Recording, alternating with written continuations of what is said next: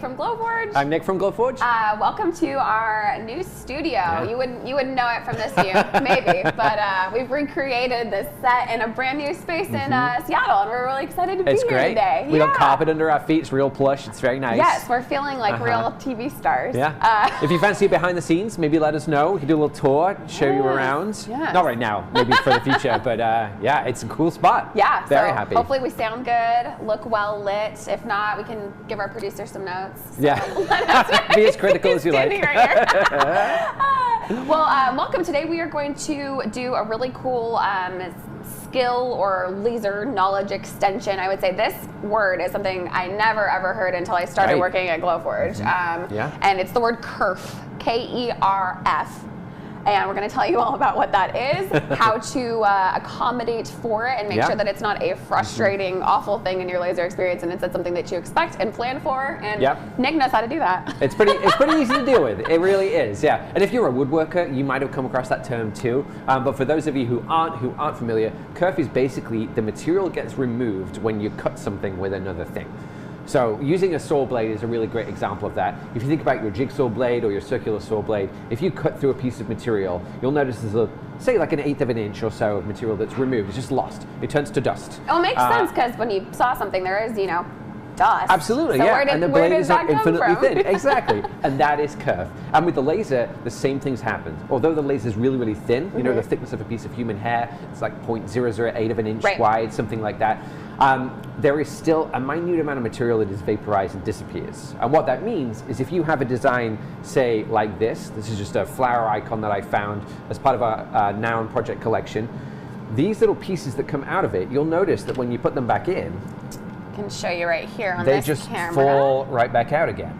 And that difference, you see how that's moving just a little bit? This black line, this amount of material that's been removed is the kerf. And that's what we're going to talk about today. Because if you were creating an inlay project where say you were printing this out of, a walnut and this out of a green acrylic, you wouldn't want that gap, right? And so you're trying to design so that it fits perfectly for some projects. It's really important. Exactly, yeah. And for a future stream, we're thinking about doing something about stained glass. Oh, yeah. And so this could be an example of that.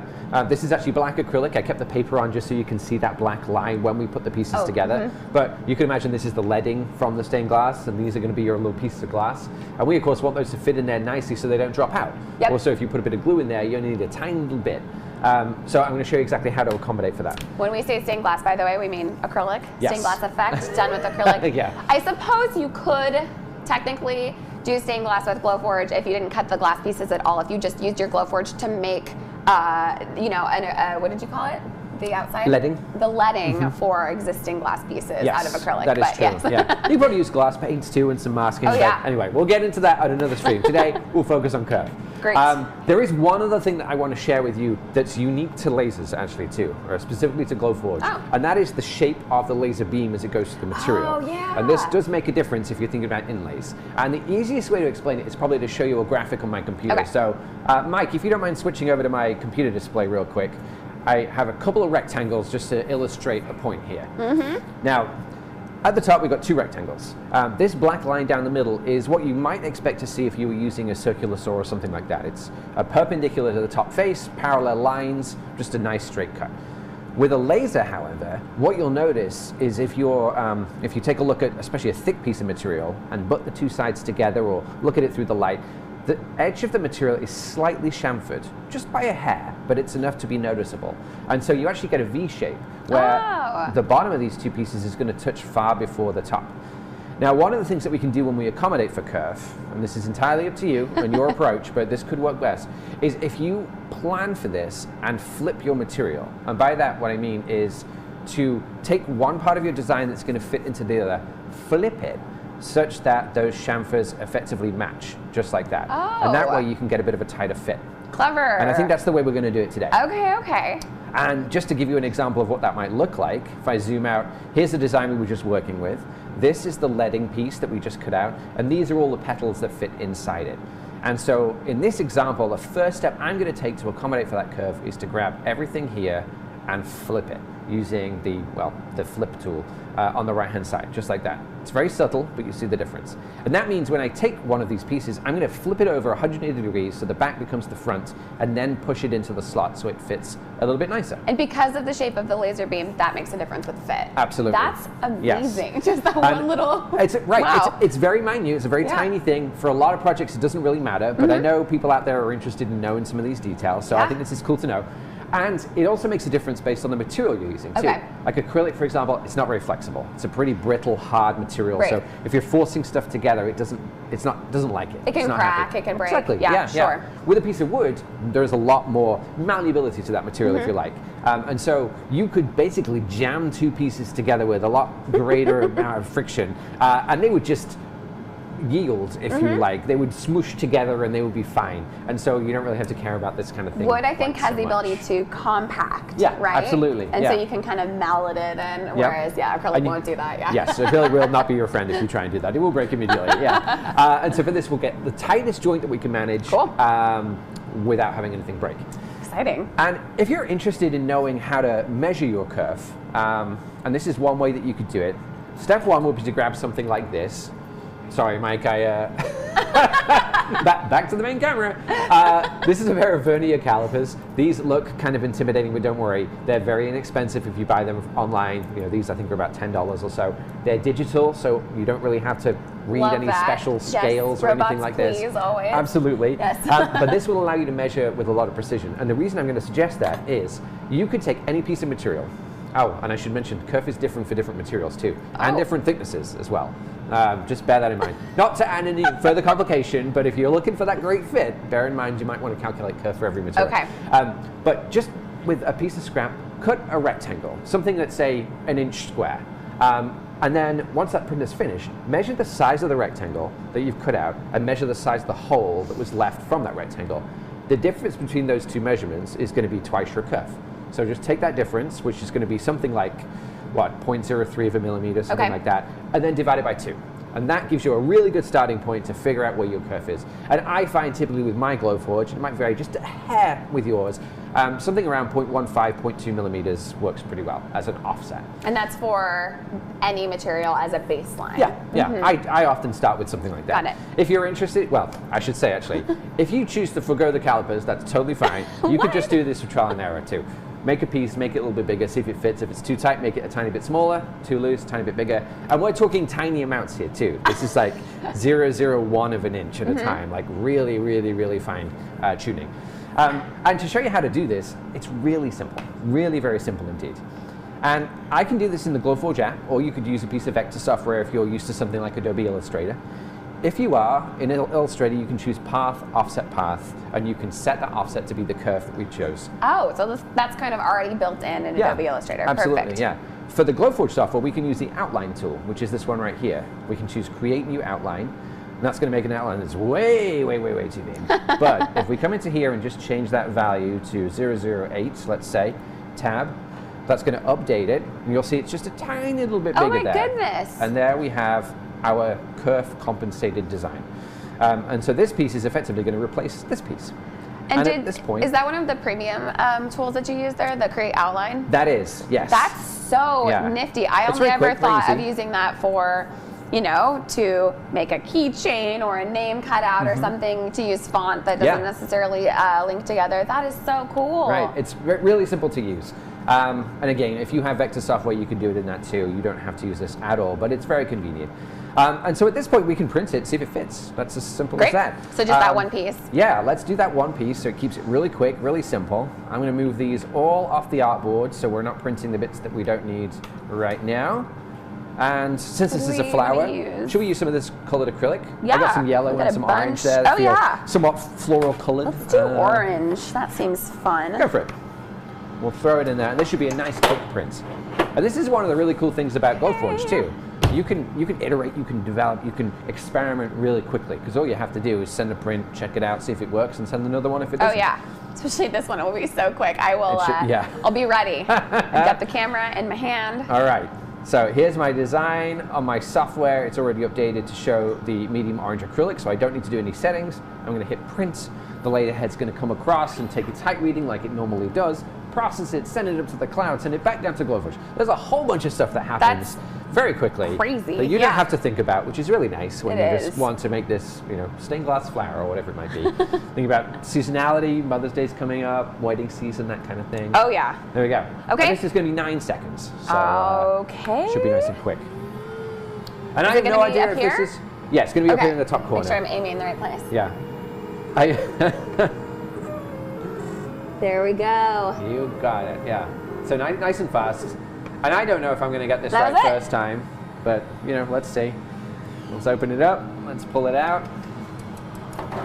And let's check the fit. Now remember, we flip this in our design software. So when we're checking the fit with this, we actually want to take it like this, flip it over like that, and then put it back into the groove. And it looks like that one is just maybe A little tiny bit too big. It's a little tiny bit too big, yeah. And we're talking like fractions of a millimeter here. So let's just make an adjustment. Okay. We'll come back to here. I like this. It's like real-time testing, trial and error. Right? And this is the way I would typically work. So I'm going to take my same piece of petal that I had before, back to my outline tool, create new outline. This time around, since we did 008 last time, let's do something like 005 of an inch. So we'll go just a tiny bit smaller. We'll grab that piece. We'll put it back up here. Oh, you see how I scaled that there by accident? I need to not do that. And that's an important point, actually. You might think with a lot of these designs, you could just use the scale tool. Right, and but this scale is it by way percent. too specific, right? Yeah. This is way too particular. And depending on the size of the shape, depending on the shape that you're looking to cut out, scale may affect each edge differently. And what you want is a uniform offset around every single edge with this. So we'll wait for that to update. I should have just left the material in. Yeah, My bad. well. Never mind. We were confident. Yes, yeah. And it's funny actually, doing these types of prints, often the loading the material and the setup and everything takes longer than the actual print itself, which is crazy to think about. Especially if you're like us standing behind your Glowforge. Right, yeah, exactly. And we'll just use this one to test with. We'll print it out, see if it fits, and when it does, we just print all of them. And I think this is the same shape repeated over and over, so we just need to do 1, 2, 3, 4, 5, 6 of them. Perfect. And that'll be done, yeah. Oh. Perfect, I think you mean. Oh. I see what you did there. I'll see myself out. You're a dad, it's allowed. Yeah. Well, if you watch the YouTube views, this is where they drop off. Like me. Why did everyone stop watching? I didn't think it was that bad. Right, yeah. But there it is again, Okay. 9 seconds. We'll All open right. that up. Moment of truth. Take this piece out. You want to give that one a try? So remember, flip it upside down, stick it in, see what happens, and hopefully this time around, we'll get a nice fit. Let's see. Oh, wait, I think I need your... You want me to do it? Yeah. No problem at all. Oh, and I didn't even have it flipped right. Oh no, it's so close, so close. Let's try again. And of course, with acrylic, we have to be a little bit careful that we don't break it. It's so close. If we hold it up to the light, you can probably see. It's even staying in there. Yeah. But yes. So that's kind of what we're looking for. So we can split the difference this time. Yeah, let's go a little smaller. We did what, 005 this time around? Okay. This is a cool feature actually about Glowforge Premium too that I want to share. That piece that we adjusted the outline of, if we click on it again, that outline tool appears and we can see the value that we used previously. Oh, that is nice. Right? So you can very quickly iterate. So we did 005, let's go down to 00, what, should we do 002 this time? Sure. Let's update that. It's going to fall right through this time. Yeah. I mean, this is the thing. You know, if you're looking for a perfect fit, you really do it. Situation right here. Yes. Yeah. I'm going to rotate it like this just so it fits, put it up there, press print. But again, you can see how quickly we can iterate on this. And this applies for anything, whether you're doing veneer, marquetry, acrylic inlays, even if you're mixing and matching materials, like the same process, very quick, very simple to do. And once you've established what that kerf is for most materials, maybe make a note of it, jot it down somewhere, because next time you approach a project like this, you just use the same number, and chances are you'll be able to just carry on and not do so much testing. At least just be a good starting point. Yeah, exactly. It's always nice to have a starting point. Okay. Yeah. Third time's maybe a charm. Yeah. We'll see. We'll see. And I think the goal with this is once we establish what that kerf is, we can apply it to all of the pieces, and then maybe we can cut some leaves out of the green as well and finish the flower, just see what it looks like. All right, let's give it a test. So open it up, put this back in. Okay. Now another thing you could do, just thinking, sorry, I realize this is my responsibility now. Another thing you could do, if you're interested in, oh, is that in? Is that in? Oh, it's so close. It's so close. Not quite. Not quite. Gosh. Let's see. You know, perseverance is an important part of being a maker. Oh! There Did we that go. just clip in? It's very close. Oh, it's very close. It's very close. I would say if we forced that, it would go in, it would be if this was wood, we might force it. Yes. Okay, so for the rest of them, though, we need to go a little smaller. We need to go just a little smaller. Yeah, I got it. You can feel it, yeah. So I think we'll get that down to 0.001 of an inch like this. Okay. Which looks pretty good. And this time around, let's take a gamble. Let's see. Let's apply that same offset to all of these different pieces and see if we can do them all at once. Okay. Why not, right? We don't want to keep people waiting too long. As thrilling of content as this must be, right? Does it fit? You're right. Does it fit? It's much like the Netflix show or Hulu show or whatever it is. Is it cake? Is it cake? Yeah. This could be a whole episode of Will it fit? Will it fit? Somehow, I don't know if they're going to sign on for that show, but you never know. Let us know if you think there's legs for this as a whole series. Will it fit? Absolutely. Oh. So here we go. It's gonna, it'll do the same thing. Process, yeah. measure, send it to print very quick. And what I was going to say is, if you wanted to, another way to establish this would be to copy and paste, say, 5 of these, and apply a different offset to each one. Oh, brilliant! And just print them all at the same time. I have to remember which one was which. That is the difficulty because they're all basically the same size. Yeah. And this is 50 seconds. One of these fits. And there's we did a live stream about box making. Oh yeah. What? It feels like a long time ago, but it probably was only a few weeks. But on that particular live stream, we talked about a tool that was called Festi.py, I think it was. If you search for SVG box maker, you'll find it. They actually have a really cool print on their system that will print, it's basically 5 different squares with finger joints all around the edge, each with a different value of offset. And you take those, see which ones fit best, and then use that value in their software. So that's like a testing tool that they built for you to use. I mean, is that basically just for a laser? Is that any other tool? A CNC that maybe? Do you know? I don't know. Yeah, maybe not. The thing with the CNC is because you're using a round bit, you get a rounded corner. Right. So I'm not sure if that Different. would. Yeah, I don't know. Anyway, it's very neat. It's very neat. Luckily, with Glowforge, you tend to be able to work very quickly, and you don't necessarily need to rely on tools like that. Right. And again, if you figure out what that kerf's going to be for the first time, you won't need to do it again. Okay. So here we are. Let's open it up, take them out, flip them over. Now, I also grabbed this icon online, and I've made an assumption that it's symmetrical, and maybe it's not. Maybe whoever designed this particular icon made it such that it wasn't quite perfectly symmetrical. Well, that was anticlimactic because I didn't get it on camera, but I'm pretty sure that was a really good fit. You want to hand it to me? And I'll, Sorry, everyone. No. I meant the camera, but Let's see. Yeah. So you can see how they just fit in there really even nice. Listen to that. Yeah. And there is no glue needed for this. And actually, we get a little bit of light shining through. And we'll peel the paper off in just a second. Yeah. Wave! We were talking about that behind the scenes, right? So this one's just a little tight, so I'm going to try a different position. Super cool. Yeah. Anyway, that fit really nicely in this one. And this is a proof grade acrylic that we're working with. So this is the line of materials that we sell here at Glowforge. They look like this. This is why this all looks white, but it's actually orange with a black outline. We'll peel it in a moment so you can see this one's green. And we're working with, what is this, like about 1/8 inch This thickness? is about 1/8 inch thick, yeah. It's called, we call that medium. Yeah. And I'm a big fan of the thick stuff. Oh, yeah. I think that works really well. And you can use exactly those same techniques when it comes to kerf for the thick materials as well. This is very satisfying, I have to say. These fitting in here like that. It's, I mean, you know, if I can avoid using glue at any point in time, I absolutely will. Oh, I mean, glue just ends up all over my hands. If I've used super glue anytime in the last week, you know, because it's still on my hands. Yeah. All right, let's get rid of that, and then we can peel off the orange.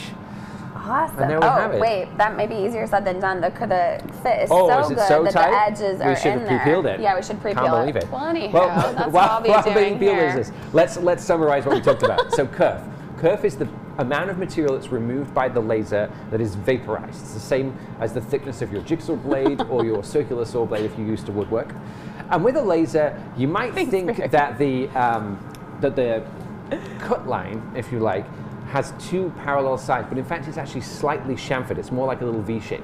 So if you're looking for two pieces to fit together as precisely as possible, what you might want to do is take the pieces that fit into the negative space and flip them over, so that when you cut them out, you actually flip them back again, and those chamfers work together like this instead of like that, and that way you'll get a tighter fit.